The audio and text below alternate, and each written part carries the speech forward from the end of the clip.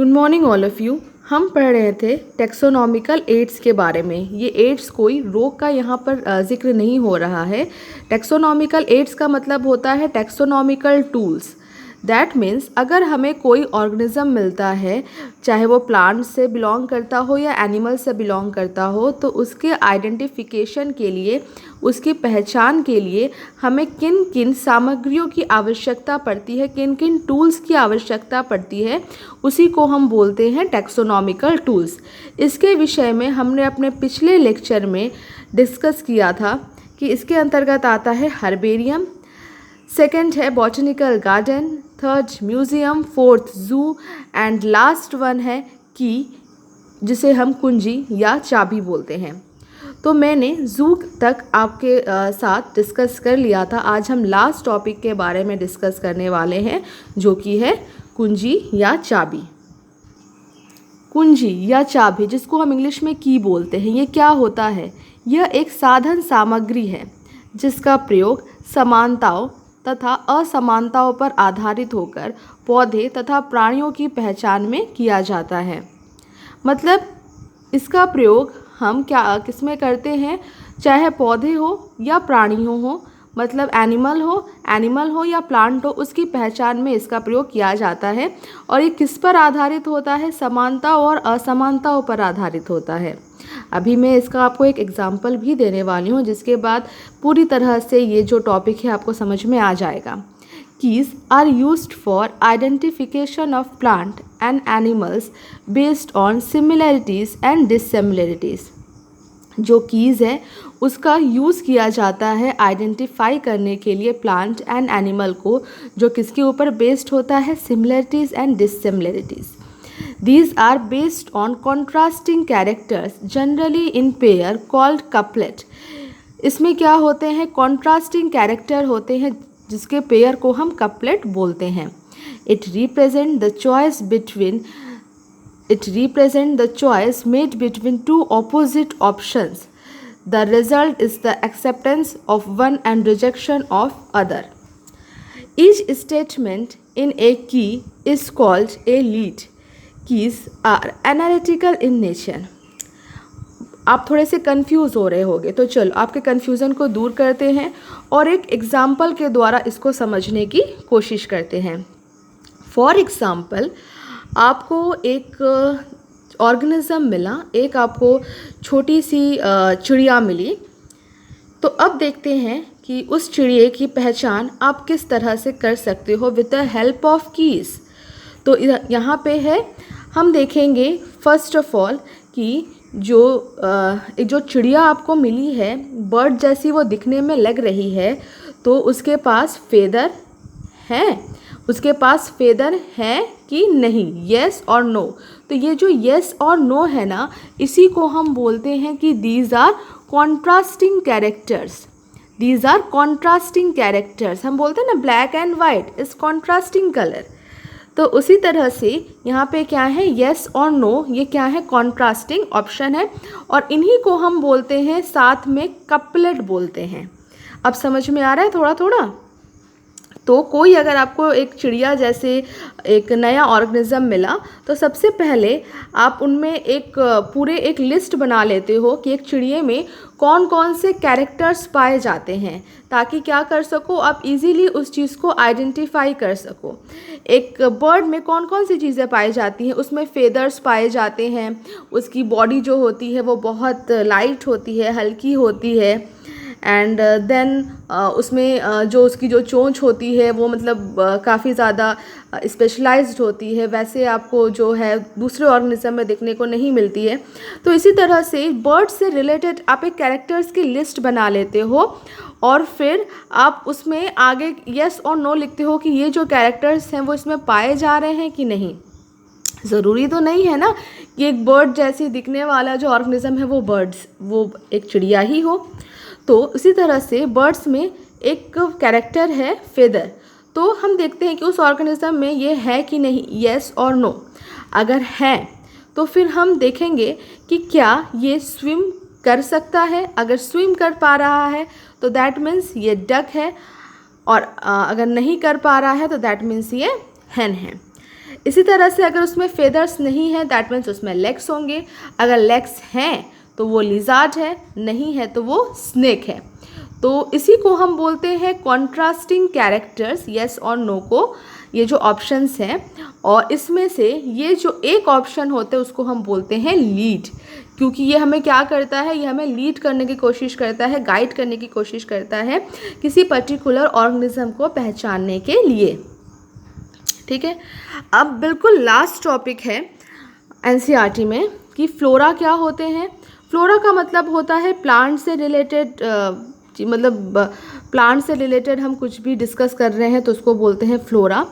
Flora contains the actual content of habitat and distribution of plant of given area.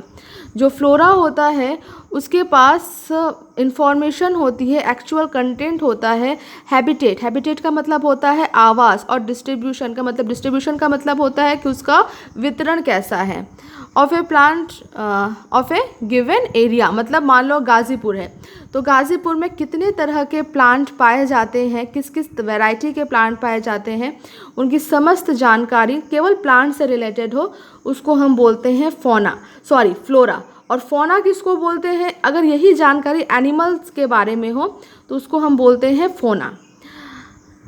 Manuals क्या होते हैं, manuals help in the identification of name of various species of organism in A given area.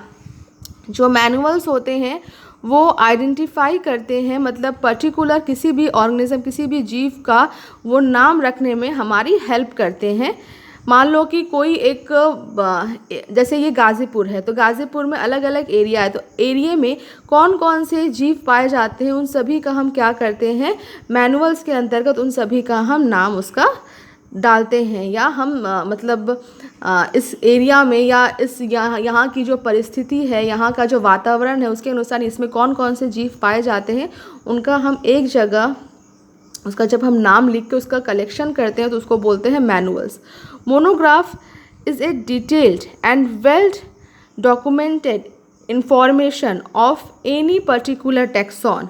जो monograph होता है, mono का मतलब होता है जस्ट वन, तो केवल एक टेक्सॉन के बारे में अगर हमें जानकारी हो तो उसको बोलते हैं मोनोग्राफ। जैसे इसमें किंगडम, क्लास, ऑर्डर, पर्टिकुलर कोई भी ऑर्गेनिज्म है तो उसमें उससे केवल एक टेक्सॉन से रिलेटेड, जैसे मान लो ह्यूमन है तो ह्यूमन का अगर केवल एक टेक्सॉन से रिलेटेड, एक टेक्सॉन मतलब क्लास, तो सपोज करो उसके केवल क्लास मैमेलिया के बारे में ही अगर उसके मतलब उसके क्लास के बारे में ही अगर सारी चीज़ें लिखी हुई हो तो उसको हम बोलते हैं मोनोग्राफ।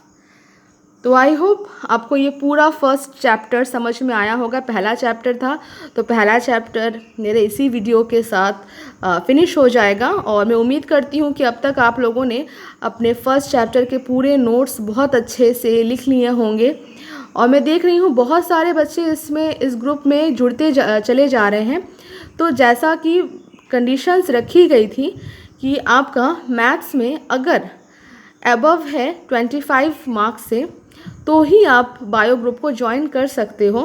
और सेकंड है कि अगर आपने होम साइंस लिया था 10th में तो आपको ज्वाइन करने के लिए सिस्टर प्रिंसिपल की परमिशन चाहिए, और होम साइंस वालों को ज्वाइन नहीं करना होता है।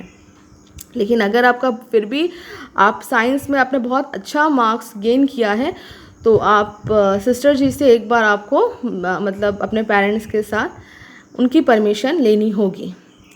तो इस तरह से यहाँ पे इकट्ठा हो के आपको, क्योंकि आप मेरा मानना है कि आप शायद भटक रहे हो, बहुत सारे बच्चे जो अभी 1-2 दिन के अंदर इसमें ज्वाइन हुए हैं, तो मैं तो यही बोलूँगी कि सारे ग्रुप्स के अंदर, चाहे मैथ्स हो, ह्यूमैनिटीज़ हो या कॉमर्स हो, सबके अंदर फर्स्ट चैप्टर या सेकंड चैप्टर तक हो सकता है कवर कर दिया गया हो, तो आप पीछे हो जाओगे। तो इसलिए बिल्कुल शांत होकर आप डिसाइड कर लो कि आपको किस फील्ड में जाना है और उसी अकॉर्डिंग आप अपना डिसीजन लो। खैर, ग्रुप में एक क्वेश्चन पूछा गया था, अब मैं उसका एक्सप्लेनेशन आपको दूंगी। क्वेश्चन ये था कि मानव शरीर में कुछ तंत्रिका कोशिकाओं के अतिरिक्त उपस्थित कोशिकाओं का कोशिका आयतन 200 म्यू क्यूब से 15,000 म्यू क्यूब के मध्य होता है। इस लाइन का क्या मीनिंग है, यही क्वेश्चन था ना।